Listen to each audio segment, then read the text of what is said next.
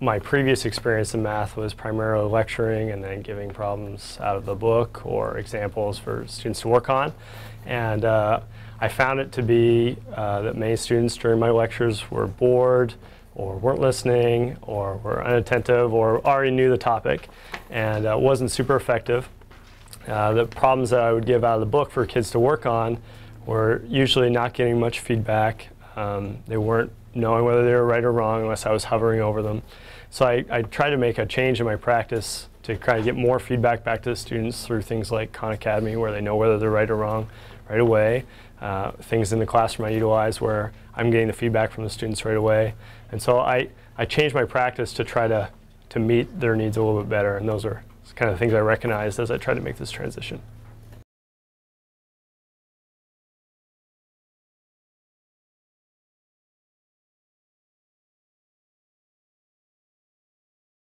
Yeah, so from here, I would like to improve my students' math skills by giving them more feedback, and so giving them more practice on things like Khan Academy. We're looking at purchasing some software that will give instant feedback to students, as well as when they're in my classroom, giving them more feedback based on the information I get on my iPad while they're working on their iPads, which you'll see later.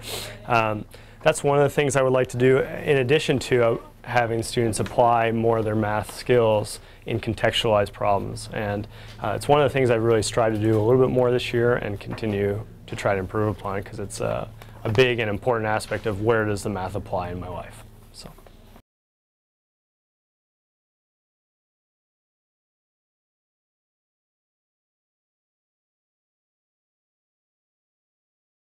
Yeah, I would like to have more things that help students practice their skills, get feedback, are able to be tutored without me having to hover over them, frankly. And so that's something that I'm looking for all the time, ways that students can perfect their math skills as well as apply them without needing someone right beside them all the time. Ultimately, I won't be there, and neither will any other math teacher when they have a problem to try in a real-life situation. And so I want them to feel comfortable in an environment where they're not going to have someone hovering over them and helping them. So.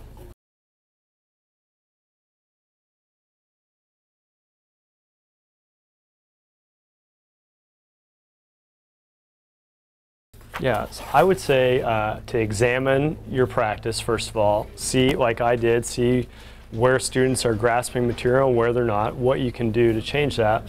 I found that I would look for practices that I knew were going to be effective and try my best to implement those to try to fill in those gaps that I knew my students weren't getting through my lecture and through the practice out of the book that I had traditionally done. And I stole those practices and then just tried my best to plan to implement them, and that's going to be a continuous improvement process.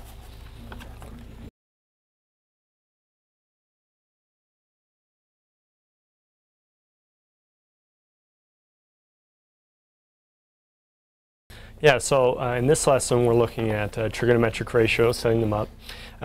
Initially, students are going to be given a video which will kind of hook them into the lesson, and they'll probably ask, many of them will ask, what does this have to do with the math, which is typically a first reaction. What am I trying to get out of this? And I have them think about that question, table it for a moment while we go through some activities of learning the skills of setting up a trigonometric ratio, applying trigonometric ratios, and that's what we're working on first. And they'll be given some quick quizzes on their iPads where they watch the video, and I'll be given instant feedback on how they're doing so I can know who to help and know who to check for understanding with. After we go through that, which is a short time block in my lesson, the plan is to move to that application that we've seen in that first video, ask them what questions they have that come to their mind, ask them what information they would need to know to solve their question, what is their guess about the answer to their own question, and then go through and actually have them draw and develop and model with mathematics, and so they can find a solution to their own questions and write a conclusion ultimately for that.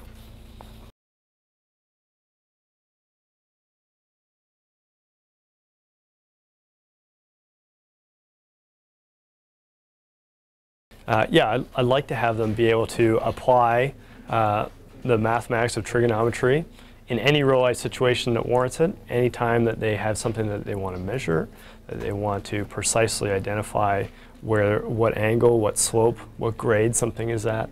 So they can use that in almost any application when it comes to building, engineering, even simple everyday type of things that you need to make sure that things are at a particular slope or particular height.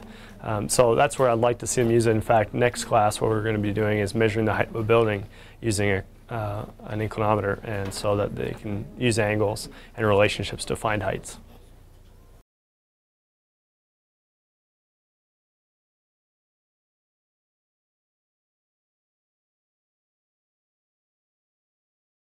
Yeah, I think most of my students really have enjoyed our use of technology to be able to have their voice heard by not only me and get instant feedback from me through what they send into me on their iPads and whatnot, but also what I get to share with the other students. And so that's empowering.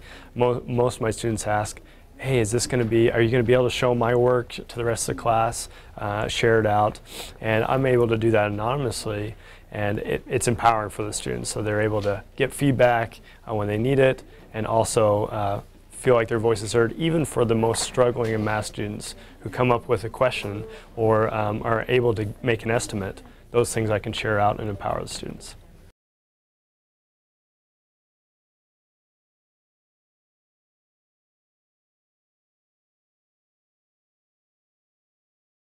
Yeah, so at the initial juncture of the lesson, when we start with some basics and skills, there's going to be 2 quizzes that they send in of just 2 questions apiece.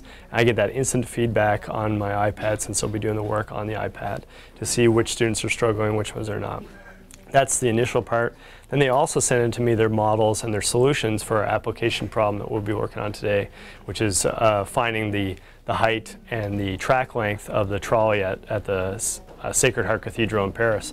And so that's what we're going to be working on, and they'll be able to send those models in, and I can view those right away and see which ones are correct, which ones are incorrect.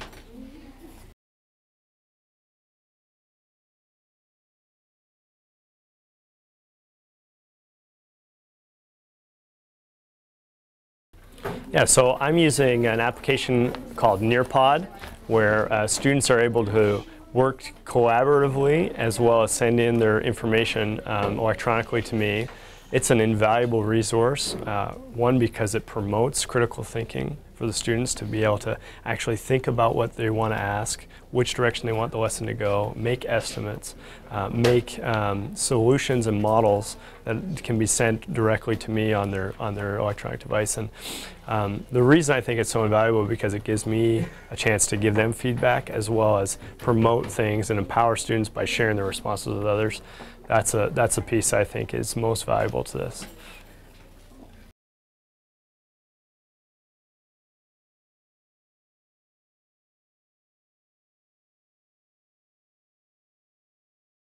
Some of the things that make this a core lesson are our intent to focus on just particular aspects of trigonometric ratios.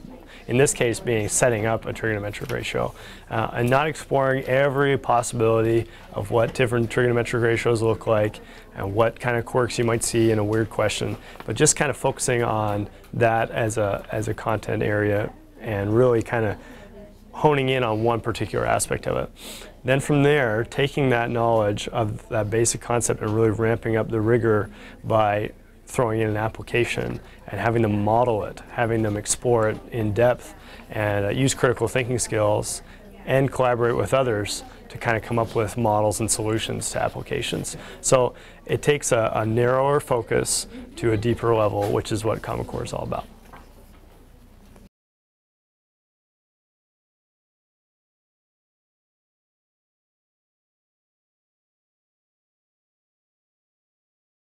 For me, it's always the application that is the most, exciting part. Students get excited about it. Students want to know what the answer is. Whereas in a regular decontextualized problem, they really don't have much interest other than did I get it right or wrong. And so in this case, I think the application of figuring out how long is that track going up to the Sacred Heart Cathedral, because we show a video initially of people traveling to the Sacred Heart Cathedral for a bit of time, and they want to know, man, how high are they over the city of Paris, and how long did it take them to get up there? And so that kind of application piece is what I find most exciting about this one.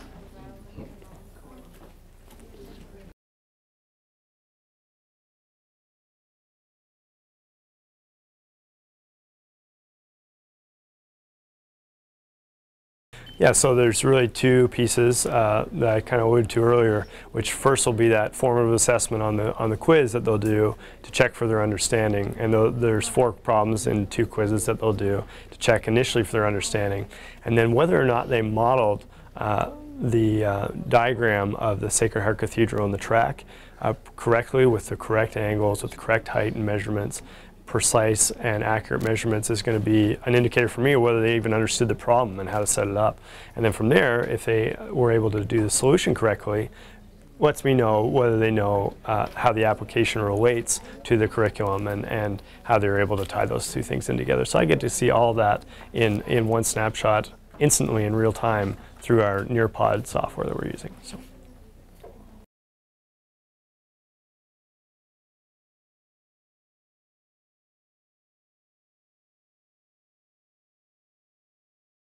Yeah, absolutely. This lesson has progressed from last week where we started to explore trigonometric ratios. We did a discovery lesson looking at right triangles and identifying the ratios and how they're related to the sine, cosine, and tan functions of the given angle. And they didn't even know what sine, cosine, and tangent were. In fact, most of them call it sin and tan. They don't know, just based on what the calculator says. And so they're able to discover those ratios for themselves and then go home over the weekend, watch a video about what trigonometric ratios actually are on Khan Academy, do some exercises on Khan Academy to kind of practice a skill.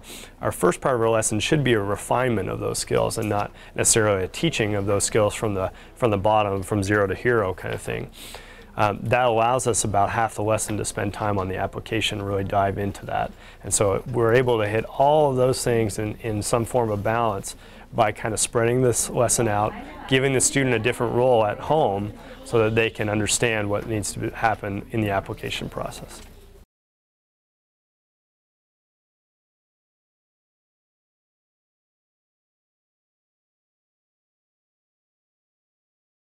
Yeah, so I'll recognize that students have trouble when I see that their quiz scores are really not strong. And I get those results right away. What percent did it correctly? What percent did it incorrectly? Who did it correctly? Who did it incorrectly? And so I can provide some more feedback to go to individual students, primarily is my goal. But also, when I recognize that a good group of the class didn't get it right, I can go through other examples either today during the lesson or revisit those things another time after we've done the lesson today to make sure that I reinforce those skills and they know how to perform the basic skills and procedures of mathematics. So I take that as the deviation that I'll make based on how the students perform on these assessments.